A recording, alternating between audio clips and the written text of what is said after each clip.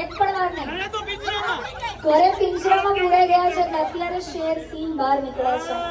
એમ કહેવાય ને કે લગ્ન પહેલા એમના દોસ્તો જ્યારે એમને પૂછતા હતા શું નામ તમારું, નિકુંજને જ્યારે એમના દોસ્તો ફોન કરતા હતા ને કે નિકુંજભાઈ ક્યાં છો, તો નિકુંજ કહે છે સિંહના ઠેકાણા ના હોય.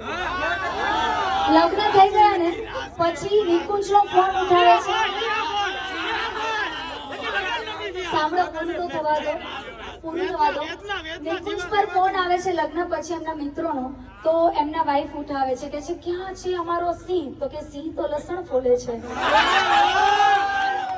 એટલે આવું કઈક હાલત છે એટલે અત્યારે આમ ભડાસ પડે છે. ઓકે, તો એકવાર સોંગ ગાવાનું છે તમારા મિત્ર પૃથિલ માટે. પૃથિલજી સાંભળો છો ને? પૃથિલભાઈ સાંભળે છે.